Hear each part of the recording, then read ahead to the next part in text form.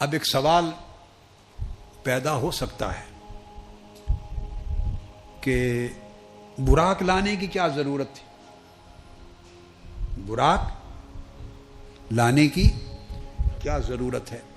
تو اس کے جواب میں ایک بات پہلے سمجھا چکا ہوں اشارتاً، اس کو ریپیٹ کرتا ہوں۔ ایک ضرورت تو یہ تھی، یہی ثابت کرنے کے لیے کہ آقا علیہ السلام کا معراج، اسراء اور معراج جسم و روح کے ساتھ اکٹھا ہو رہا ہے۔ سواری اس بات کی دلیل ہے کہ کوئی سوار ہو کر جا رہا ہے، یہ نہیں کہ خالی خواب میں یا روح کے ساتھ اوپر سفر کر رہے ہیں۔ براق اس لیے لایا کہ ثابت ہو کہ جسمانی معراج ہو رہا ہے، جسمانی معراج ہو رہا ہے۔ اسباب کئی ہیں، میں صرف اسی ایک نقطے پر اگر بات شروع کر لوں تو پھر ہماری ساری رات اسی ایک نقطے پر گزر جائے گی کہ براق کیوں لایا گیا۔ ساری رات اسی ایک، ہر چیز آگے پیچھے چھوڑ دیں گے تو ایک رات صرف اس ایک حکمت کے بیان کے لیے بھی کافی نہیں ہے۔ اس میں درجنوں حکمتیں اور توجیحات آتی چلی جائیں گی۔ میں نہیں جانا چاہتا، تھوڑا تھوڑا کر کے اکثر چیزوں کو، ساری تو نہیں کہتا، اکثر ضروری چیزوں کو تھوڑا تھوڑا کر کے کور کرنا چاہتا ہوں۔ تو دوسری حکمت بیان کرتا ہوں کہ براق کیوں لایا گیا۔ اس لیے کہ اس دنیا سے سفر فرما رہے ہیں، اس دنیا سے سفر شروع ہو رہا ہے، تو اسباب، یہ دنیا عالم اسباب ہے، اور ہر کوئی جو اس دنیا میں سفر کرتا ہے سواری پر سفر کرتا ہے۔ لہذا اس دنیا کا جو عالم اسباب کا جو طور طریقہ ہے، اس کو قائم رکھنے کے لیے، تاکہ دنیا کو پتہ ہو کہ اسباب کے ساتھ سفر کیا۔ آقا علیہ السلام کو اگر معراج سفری آسمانوں سے ہوتا تو شاید براق نہ لایا جاتا۔ سفر چونکہ اس دنیا عالم اسباب سے ہوا ہے، اور ہر کوئی جب سفر کرتا ہے تو سواری پہ سفر کرتا ہے، سفر کرتا ہے تو سواری پہ سفر کرتا ہے۔ اس لیے سواری لائی گئی تاکہ آقا علیہ السلام کے سفر کی جو ہیئت ہے، سفر کی جو شکل ہے، وہ عالم اسباب کے طریقوں سے مطابقت کر جائے، عالم اسباب کے جو طور طریقے ہیں ان کے ساتھ موافقت ہو جائے، اور اسی سے ثابت ہو کہ واقعی جسمانی معراج ہو۔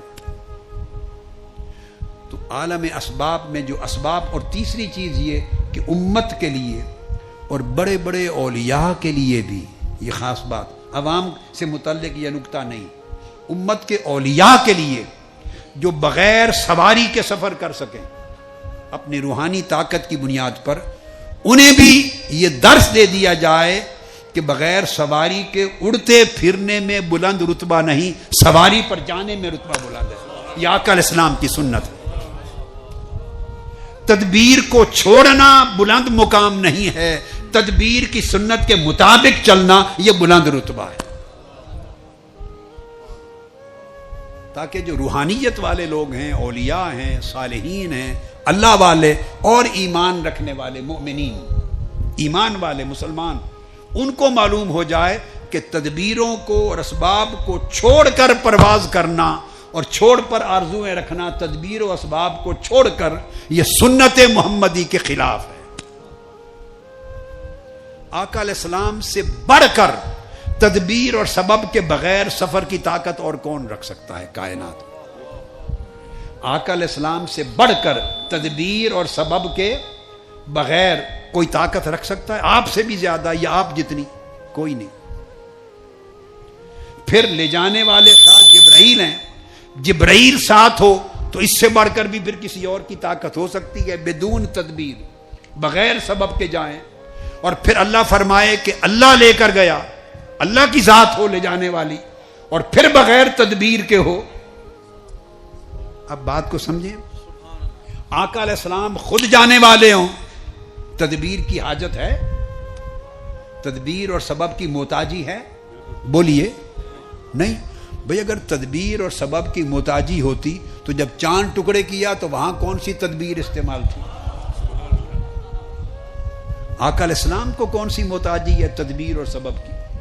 اگر تدبیر اور سبب کے محتاج ہوتے تو جب ڈوبے سورج کو پلٹایا تو کون سے رسے باندھے ہوئے تھے پلٹانے کے لیے؟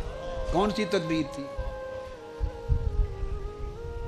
جب درختوں کو زمین سے بلا کے تو جڑوں سمیت کھینچ لیا، سجدہ گیر ہو گئے. جب پتھروں نے کلمہ پڑھا، مردے زندہ ہو گئے، انگلیوں سے پانی پھوٹ پڑا، تو کون سی تدبیریں تھیں وہاں استعمال ہوئی؟ تو آقا علیہ السلام کے تو سینکڑوں معجزات بغیر تدبیر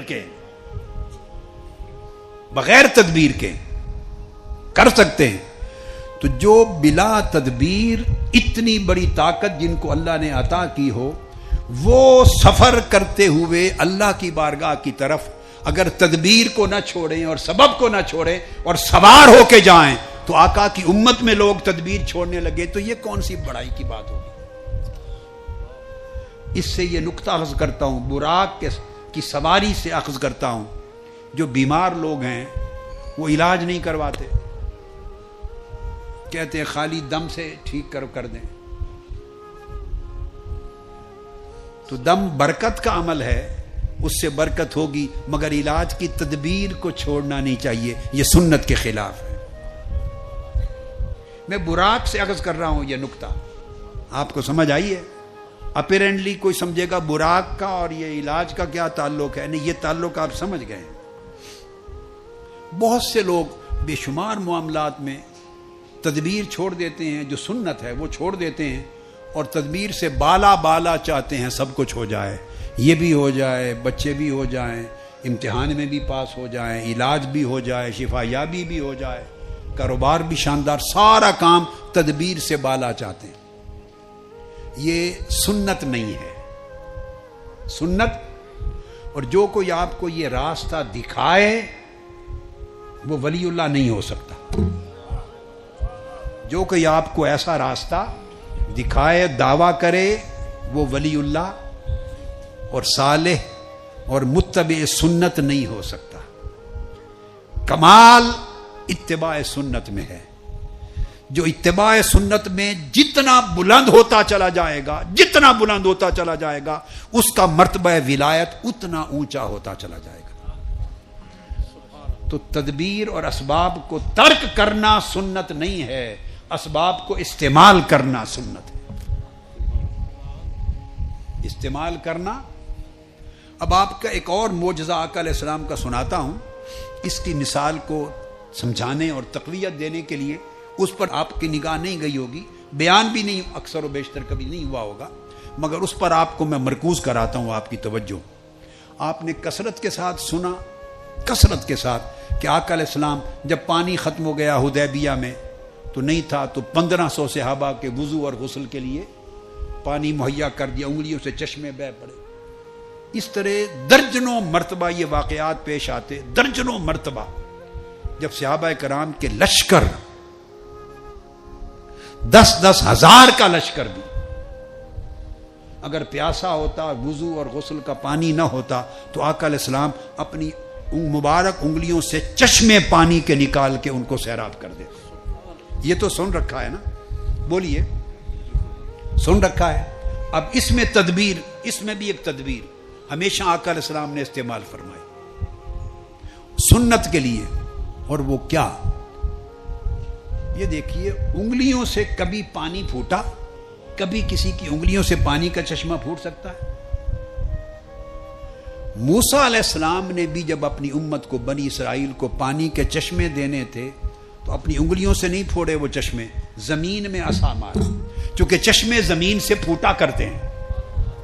چشمے زمین ہی سے پھوٹتے ہیں، پتھروں سے پھوٹتے ہیں، زمین سے پھوٹتے ہیں. وہ کام کیا جو ظاہراً ہوا کرتا ہے. معجزہ کیا تھا؟